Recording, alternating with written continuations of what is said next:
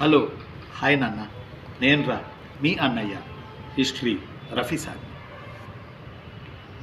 చాలా మంది పిల్లలు నాకు మెసేజ్లు చేస్తుంది ఏంటంటే, సార్ ఎక్కడ చూసినా కాన్సెప్ట్ చదవమంటున్నారు, కాన్సెప్ట్ కాన్సెప్ట్ కాన్సెప్ట్ కాన్సెప్ట్ అని మెదళ్ళు తినేస్తున్నారు. అసలు కాన్సెప్ట్ అంటే ఏంటి సార్, ఒకసారి వివరంగా చెప్పండి సార్ అని మన పిల్లలు అడుగుతూ ఉన్నారు. కొంతమంది పిల్లలు, ముఖ్యంగా ఫ్రెషర్స్ కూడా. అందువల్ల ఈరోజు ఈ చిన్న వీడియోలో కాన్సెప్ట్ గురించి, డైరెక్ట్ బిట్లు తేడా గురించి, కాన్సెప్ట్ని ఎలా చదవాలో దాని గురించి మీకు నేను చెప్తాను. అయితే ఇప్పుడు ఒక ప్రశ్న అడుగుతాను మిమ్మల్ని. ఆ ప్రశ్న ఏంటంటే, వీరశైవం కాకతీయుల పీరియడ్లో వీరశైవాన్ని ప్రవేశపెట్టిన బసవేశ్వరుడు లేదా బసవడు ప్రాథమికంగా అంటే ఆయన ఎవరు అని అడిగారు. దీనికి నాకు మీరు కింద కామెంట్లలో ఆన్సర్ పెట్టండి. వీరశైవ స్థాపకుడైన బసవేశ్వరుడు ప్రాథమికంగా తను ఎవరు, తన ఉద్యోగం ఏంటి, తన పోస్ట్ ఏంటి, ఇది నాకు చెప్పాలి. ఆ పోస్ట్ ఎవరి దగ్గర కూడా నాకు చెప్పాలి కామెంట్లలో. నేను చాలా సంతోషపడతాను. మీకు కామెంట్లలో ఫస్ట్ కామెంట్ కరెక్ట్ వచ్చిన కామెంట్కి బహుమానం కూడా నేను ఇస్తాను. సరే, మరి ఇప్పుడు మ్యాటర్లోకి వద్దాం. ప్రతి చోట మనం చూస్తున్నాం, రోడ్ల మీద అక్కడ ఇక్కడ ఫలానా కాన్సెప్ట్ స్కూల్, ఫలానా కాన్సెప్ట్ కాలేజీ, ఫలానా కాన్సెప్ట్ బేసికల్ యూనివర్సిటీ, ఇట్లా పేర్లు పెట్టి పిలుస్తున్నారు. ఏంటి కాన్సెప్టు? కాన్సెప్ట్ అంటే నథింగ్ బట్ బిట్లను చదవడం. బిట్లను చదవకుండా తోసేసి, అంటే బిట్లను చదువుతూనే, నథింగ్ బట్ అంటే అర్థం బిట్లను చదువుతూనే, బిట్లను సమకాలీనంగా కాన్సెప్ట్తో పాటు చదువుతూనే ఆ బిట్టుకి ఆ ఆన్సరు ఎందుకు వచ్చింది అనే దానికి మీరు వెనక వెళ్ళి తెలుసుకోవడమే కాన్సెప్ట్. మీకు సింపుల్గా చెప్పనా, ఎందుకు ఏమిటి ఎలా అంటారు కదా, అదే కాన్సెప్ట్. కాన్సెప్ట్ చదివితే దాని మీద లక్షల బిట్లతో కట్టుకోవచ్చు బిల్డింగ్. కాన్సెప్ట్ చదివితే విచ్ మీన్స్ పుస్తకాలు చదివితే ఆ పడే పునాది చూశారు, ఆ పునాది మీద మీరు ఎన్ని బిట్లైనా వేసుకోవచ్చు. దీనినే మనం ఏమంటామంటే కాన్సెప్ట్ అంటాము. ముఖ్యంగా పోటీ పరీక్షల్లో కాన్సెప్ట్ వైజ్ బిట్లు ఎక్కువ మనకు కనపడతాయి. అందువల్ల కాన్సెప్ట్ని ఎలా చదవాలి, ఎలా అర్థం చేసుకోవాలి అనేది ఈ వీడియోతో, ఈ చిన్న వీడియోతో మీకున్న డౌట్లను నేను తీసిపడేయడానికి ప్రయత్నం చేస్తాను. ఫర్ ఎగ్జాంపుల్ చూడండి, కాన్సెప్ట్ అంటే ఎలా చదవాలో ఇక్కడ నా బుక్లో, నేను రాసిన బుక్లో శాతవాహనుల సామాజిక జీవనం గురించి నేను తీసుకుంటున్నాను. పోయిన వీడియోలో కూడా లాస్ట్లో కొద్దిగా చెప్పాను దీని గురించి. నేను ఇక్కడ ఏముంది, ఒక 12 పాయింట్లు ఉన్నాయి శాతవాహనుల సోషల్ కండిషన్స్లో. వాటిల్లో ఒకటి, శాతవాహనులలో ఖచ్చితంగా వర్ణ వ్యవస్థ ఉంది, కఠినంగా లేదు. ఇప్పుడు మీరు నన్ను అడగాలి, వర్ణ వ్యవస్థ ఉంది అంటే అది ఇండియాలో ఆర్యుల పీరియడ్ నుంచి వస్తుంది కదా, ఓకే మాకు తెలుసును, మరి కఠినంగా లేదంటున్నావు నువ్వు, మీరు కఠినంగా లేదంటున్నారు, మరి కఠినంగా లేదంటే ఎలా చెప్పగలరు సార్ మీరు? ఇది కాన్సెప్ట్. ఈ ప్రశ్న కాన్సెప్ట్. ఇలా అడగాలి కాన్సెప్ట్ అంటే. కఠినంగా ఎందుకు లేదు అని అంటే, వర్ణ వ్యవస్థలో ఉన్నటువంటి బ్రాహ్మణులు, వర్ణ వ్యవస్థను సృష్టించిన బ్రాహ్మణులు వర్ణ వ్యవస్థలోనే లేరు. వాళ్ళు శాతవాహనుల కాలంలో పాలకులుగా కూడా మారారు. క్షత్రియుల ధర్మాన్ని వీళ్ళు నిర్వర్తించారు. అందువల్ల కఠినమైన వర్ణ వ్యవస్థ లేదు. ఒకవేళ కఠినమైన వర్ణ వ్యవస్థ ఉంటే బ్రాహ్మణులు ఏం చేయాలి? శాతవాహనులు బ్రాహ్మణ్స్ వాళ్ళు ఏం చేయాలి? వర్ణాశ్రమ ధర్మాలు కాపాడాలి, వైదిక మత పునరుద్ధరణ చేయాలి. ఈ రెండు చేస్తూనే they ruled 450 years very first time in south India, particularly Andhra Pradesh and Telangana and Maharashtra and Karnataka, Ballari also. Yes, that's why కఠినంగా లేదు అని ఎందుకు అంటున్నామంటే, వాళ్ళు రాజులు కూడా అయినారు కాబట్టి, పరిపాలన చేసినారు కాబట్టి. అలానే వాళ్ళు అప్పుడు అక్కడ సామంత రాజ్యాల్లో తమ బ్రాహ్మణులు కాని అమ్మాయిలను కూడా వాళ్ళు పెళ్ళిళ్ళు చేసుకున్నారు. నాగుల అమ్మాయి నాగనికను వాళ్ళు పెళ్లి చేసుకున్నారు. నాగానికను ఎవరు? మొదటి శాతకర్ణి. నాగానికను పెళ్ళాడారు. అంటే విచ్ మీన్స్ అంత కఠినంగా లేదు వర్ణ వ్యవస్థ. ఇది ఈ స్టోరీ కాన్సెప్ట్. ఇక రెండో స్టోరీ చూడండి. కులాలు శాతవాహనుల కాలంలోనే దక్షిణ భారతదేశంలో మొట్టమొదటిగా పుట్టాయి. కులాలు శాతవాహనుల కాలంలోనే దక్షిణ భారతదేశంలో మొట్టమొదటిగా పుట్టాయి. కరెక్టే. ఇక్కడే ఎందుకు పుట్టాలి? అంటే ఇక్కడ వృత్తులు ఉన్నాయి, పనులు ఉన్నాయి. ఒక్కొక్క వృత్తి వారు ఒక గుంపుగా తయారై అదే పని చేశారు. ఆ గుంపు ముదిరి వర్గమైంది. ఆ వర్గం ముదిరి ఏమంటాం ఇంకా పెద్ద గుంపు అయింది. ఆ తర్వాత కొన్ని తరాల వారు అదే పని చేశారు. ఆ పని చేసినప్పుడు కొన్ని తరాల వారు అదే పని చేసినప్పుడు అది వృత్తి కల్లా ముదిరి కులమైంది. ఆ కులాన్నే శాతవాహనుల పీరియడ్లో శ్రేణులు అన్నారు. ఇప్పుడు ఫర్ ఎగ్జాంపుల్ కోలికలు అంటే సాలేవారు, తిలపిష్టికలు అంటే నూనె తీసేవారు, కసకారులు అంటే కంచు పని చేసేవారు, సువర్ణకారులు అంటే కంసాలులు, పసకారులు అంటే మేదర పనిచేసేవారు, శేల వదుకులు అంటే శిల్పాలు చిక్కేవాళ్ళు, ఇలాగా. కాబట్టి వృత్తి ఆధారంగా కులం ఏర్పడింది. కులానికి ప్రధాన ఆధారం వృత్తి. ఇవి శాతవాహనుల పీరియడ్లో ఏర్పడ్డాయి. జనాల అవసరాలను బట్టి, ఆర్థిక అవసరాలను బట్టి వస్తోత్పత్తి కావాలి కాబట్టి వస్తు మార్పిడి పద్ధతి కొనసాగినప్పటికీ ఎవరి పని వాళ్ళు చేసినప్పుడు సామాజిక ఆర్థిక విప్లవం దోహదమవుతుంది కనుక కులాలు పుట్టాయి అనేది. ఇక్కడ చూడండి, శాతవాహనుల కాలంలో కుల వ్యవస్థ ఉంది, డిపెండ్స్ అపాన్ ఆక్యుపేషన్. బట్ కులాల వ్యవస్థలో ఒక్క కులం నుంచి మరో కులంలోకి మారడం కఠినంగా ఉంది, మారడానికి లేదు. వర్ణ వ్యవస్థలో సులువుగా ఉందన్నాం. ఎందుకు కఠినంగా ఉంది? ఇప్పుడు ఆ పనిలో ఉన్నారు, నువ్వు ఈ పనిలో ఉన్నావు, ఈ పని మానేసి ఆ పనిలోకి వెళ్ళి నువ్వు దూరితే వాళ్ళకి ఫుడ్ పోయింది కదా, మరి అందులోకి వెళ్ళకూడదు కదా ద్రాక్షావళి, మళ్ళీ వాళ్ళకి ఫుడ్ పోయింది కదా. అందువల్ల కఠిన నియమ నిబంధనలు జారీ చేశారు. వీటినే సమయ ధర్మం అంటారు. In the period of Satavahanas rules and regulations between occupations it's called as a సమయ ధర్మ. సమయ ధర్మ దిస్ థియరీ ప్రొపౌండెడ్ బై శ్రేష్ఠి. శ్రేణులు అంటే కులాలు, వృత్తులు శాతవాహనుల పీరియడ్లో. అందువల్ల వర్ణ వ్యవస్థ కఠినంగా ఉంది. కారణం ఇందులో మారడానికి లేదు. కారణం వాళ్ళ బొవ్వపోయింది కాబట్టి. ఎస్, అలాగా. ఆ తర్వాత శాతవాహనుల కాలంలో సామాజిక వ్యవస్థలో బ్రాహ్మణులకి ఉన్నత గౌరవం. ఇది బిట్టు. ఎవరికి గౌరవం ఉంది? ఆన్సర్ బ్రాహ్మిన్స్కి. ఎస్, అయిపోయింది, డైరెక్ట్ బిట్టు, కత్తి. బట్ ఎందుకు ఉంది? They became a rulers. ఆటోమేటిక్గా రూలర్స్కి వాల్యూ ఉంటుంది. ఈరోజు కూడా ఏ కులపోళ్ళు పరిపాలన చేస్తారో ఆ కులపోళ్ళకి ఆటోమేటిక్గా మనకు తెలియకుండానే మనం గౌరవం వాల్యూ ఇస్తాం. ఈరోజు కూడా ఇస్తాం.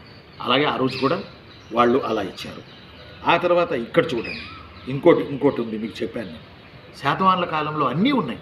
ఫర్ ఎగ్జాంపుల్ వర్ణ వ్యవస్థ ఉంది, కుల వ్యవస్థ ఉంది, బ్రాహ్మణుల గౌరవం ఉంది, పితృస్వామికి సమిష్టి కుటుంబం ఉంది, స్త్రీలు మధ్యస్థంగా చూడబడ్డారు, కొన్ని చోట్ల గౌరవంగా చూడబడ్డారు, స్త్రీలకు సొంత ఆస్తులు ఉన్నాయి, అనులోమ విలోమ వివాహాలు ఉన్నాయి, శాతవాహనుల సామాజిక వ్యవస్థలో బహుభారత్వం ఉంది, సతీసహగమనం ఉన్నట్టు ఆధారాలు ఉన్నాయి, వితంతువులు ఉన్నారు, వితంతు వివాహాలు లేవు.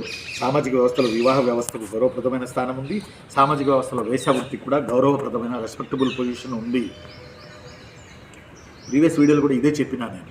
ఎస్, బట్ ఇక్కడ ఒకటి గమనించారు మీరు, సోషల్ కండిషన్స్లో చిన్న లాజిక్ ఉపయోగిద్దామా? నేను చెప్పిన 12 పాయింట్లు కూలంకషంగా ప్రక్షాళన చేసి తయారు చేసినాయి. ఇందులో అన్నీ ఉన్నాయి. ఇంకేంది మీరు చదివేది? ఏమ్మా, నా చిన్న చెల్లి, నా చిన్న తమ్ముడు, నా చిట్టి చెల్లి, ఇంకా ఏంట్రా మీరు చదివేది? సోషల్ కండిషన్స్లో ప్రతిదీ ఉంది, ప్రతి పాయింట్ ఉంది. సోషల్ కండిషన్స్ని డీల్ చేసే ప్రతి పాయింట్ కూడా ఉంది అనే వచ్చినాయి. వర్ణ వ్యవస్థ ఉంది, కుల వ్యవస్థ ఉంది, బ్రాహ్మణులకు గౌరవం ఉంది, సతీ సిస్టమ్ ఉంది, సతీ సహగమన దురాచారం ఉంది, స్త్రీలకు సొంత ఆస్తులు ఉన్నాయి, ప్రతిదీ ఉంది, అన్నీ ఉన్నాయి. సోషల్ కండిషన్స్ అనగానే ఇవన్నీ ఉంటాయి. సతీ సహగమనం, బహుభారత్వం, ఇట్లా ఇవన్నీ ఉంటాయి కదా.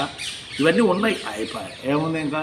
ఇప్పుడు అతను కాన్సెప్ట్ కింద సతీ సహగమనం లేదు, వర్ణ వ్యవస్థ ఉన్నది, కుల వ్యవస్థ లేదు, ఇట్లా ఇచ్చుకుంటా పోతాడు. అన్నీ ఉన్నాయి కదా.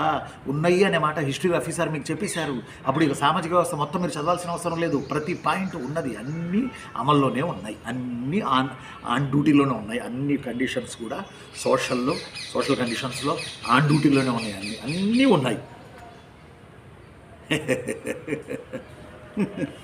ద్రాక్ష అమ్మా, నా చిన్న కూతురా, ఏరా, అన్నీ ఉన్నాయి. బట్ ఒక్కట్లేదు. అదేంటంటే వితంతువులు ఉన్నారు, వితంతువులకి రీమ్యారేజెస్ లేవు. పాపం చాలా ప్రాబ్లం.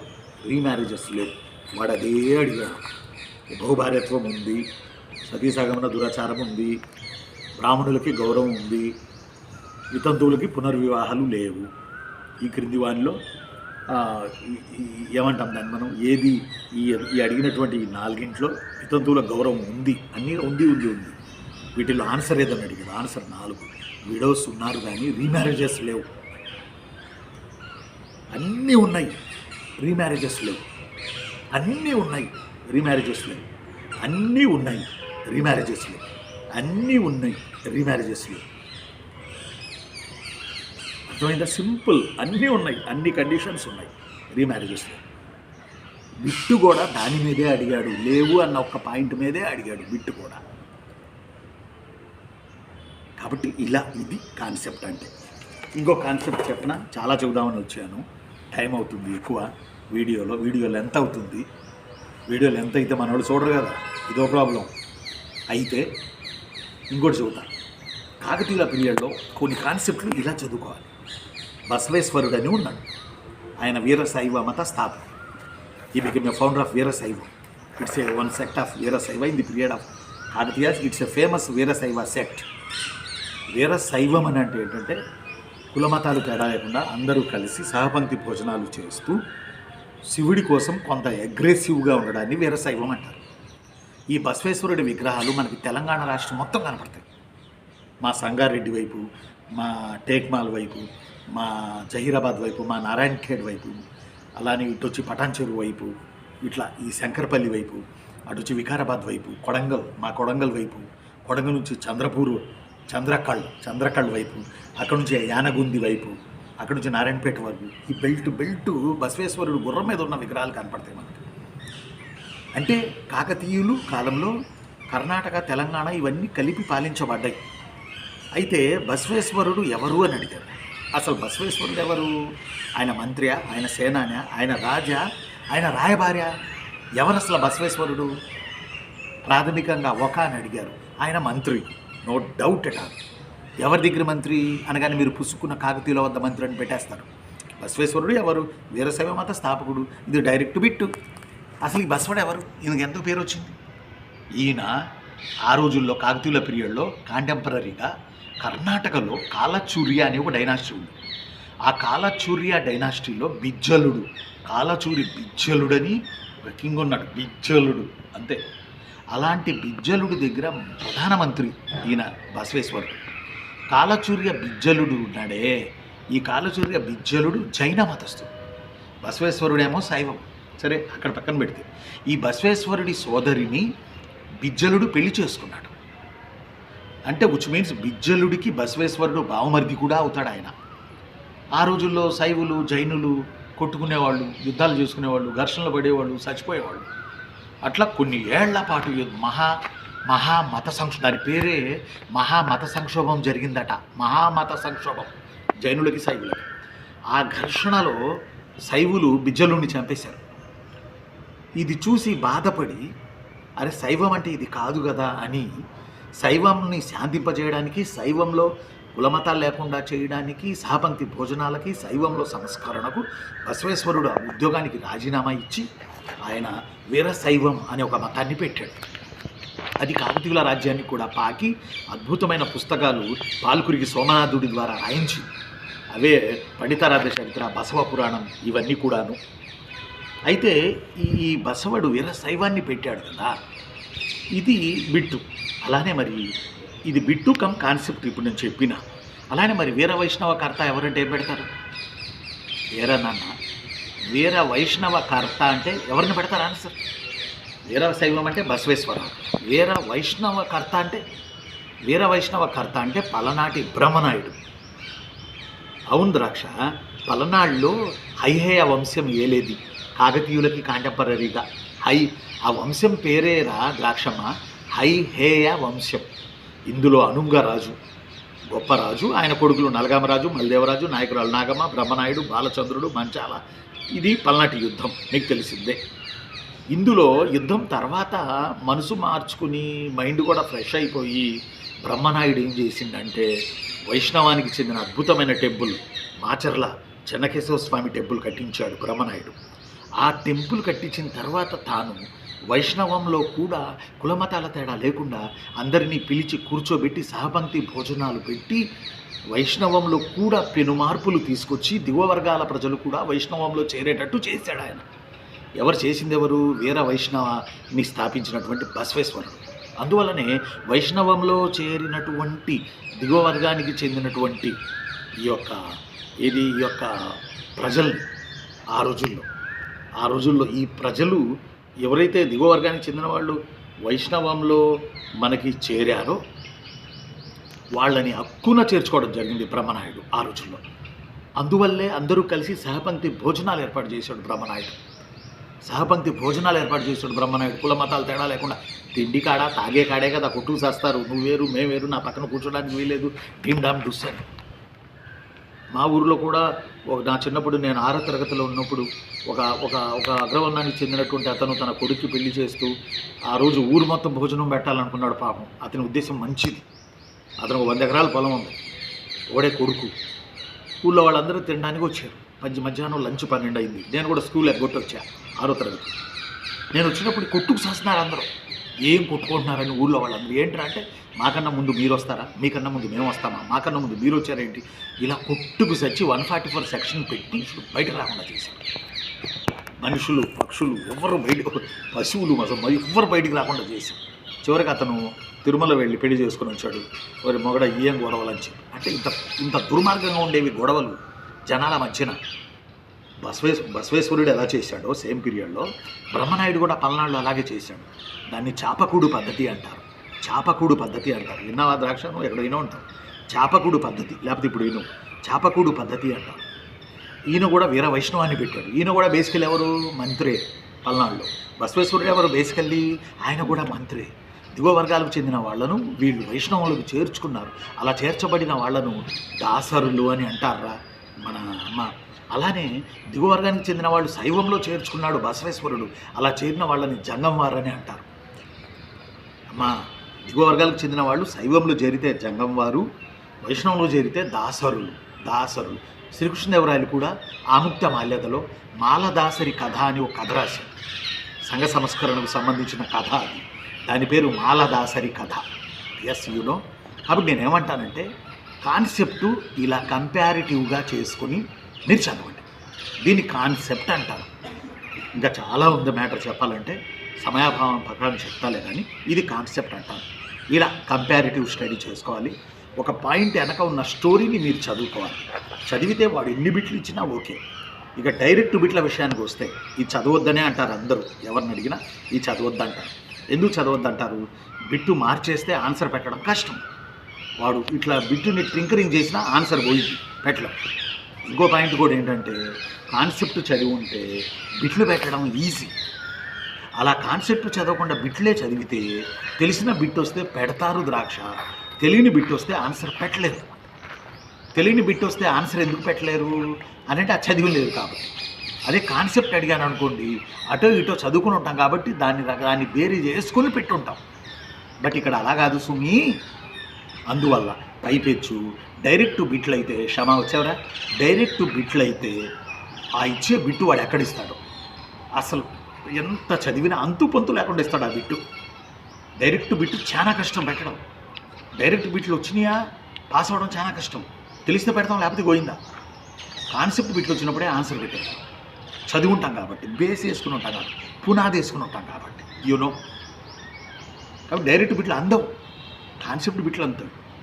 అందువల్ల చక్కగా పుస్తకాలు తీసుకొని చక్కగా నా ఏపీ హిస్టరీ బుక్ కూడా తెచ్చుకొని చక్కగా చదువుకుంటూ కాన్సెప్ట్ రాసుకుంటూ ఇలా ఎందుకు జరిగింది, ఇలా జరగడానికి కారణం ఏంటి, కందుకూరు పట్టణాన్ని కిరణపుర పట్టణాన్ని గుణగుడు ఎందుకు కాల్చేశాడు, ఎందుకు తగలబెట్టాడు కిరణపుర పట్టణాన్ని గుణగ విజయరుచుడు వెంగి చాళుక్యుల కాలంలో, దానికి కూడా నాకు ఆన్సర్ కామెంట్ కింద పెట్టండి. అర్థమైందా నాన్న? కామెంట్ కింద పెట్టండి. ఖచ్చితంగా మనం గుర్తుపెట్టుకుంటాం. ఫస్ట్లో క్వశ్చన్ అడిగాను మిమ్మల్ని, బసవేశ్వరుడు ఒక అంటే ప్రాథమికంగా మంత్రి అనేది కామెంట్ కింద పెట్టండి. కాన్సెప్ట్ ఎలా చదవాలి, డైరెక్ట్ బిట్లు ఎలా చూసుకోవాలి అనేది చెప్పాం. దీని మీద ఇంకొక వీడియో చేస్తాను. మీకు మరింత సమాచారాన్ని నేను మీకు అందించడానికి ప్రయత్నం చేస్తాను. ఈ వీడియోని మీరు అందరికీ పంపండి. 10 మందికి ఉపయోగపడుతుంది. ఏదో ఉద్యోగం వచ్చిందిలే, నా జీతం నాకు వస్తుందిలే అని కూర్చుంటే 10 మందికి మనం ఉపయోగపడలేము. అర్థమా? 10 మందికి మనం ఉపయోగపడాలి. తెలియని పిల్లలకి తెలియజెప్పాలి, సబ్జెక్ట్ చెప్పాలి, మోటివేషన్ చేయాలి. మోటివేషన్ కూడా చాలా అవసరం, సబ్జెక్ట్ అవసరం, ఈ రెండు అవసరం. ఈ రెండు తెలుసుకుంటూ చదవాలి. అర్థమైందా నాన్న? చదివితే జాబ్ వచ్చేస్తుంది, మంచి జాబ్ వచ్చేస్తుంది నాన్న. మళ్ళీ కలుసుకున్నప్పుడు మరో వీడియో చేస్తాను. థ్యాంక్ యూ నాన్న, థ్యాంక్ యూ నా చిన్న తమ్ముళ్ళు, నా చిన్న చెల్లెళ్ళు. నా బిడ్డలు ఇద్దరు వీడియో తీశారు ఇప్పుడు, వీళ్ళకి కూడా thanks. Drakshavali and Shama second BA చదువుతున్నారు వీళ్ళకి కూడా మీరు థ్యాంక్స్ చెప్పండి. ద్రాక్షావళి అండ్ షమాకి, ఓకేనా? ఉంటాను. వీళ్ళిద్దరి వల్లే నేను మీ ముందున్నా ఇప్పుడు. థ్యాంక్ యూ నాన్న.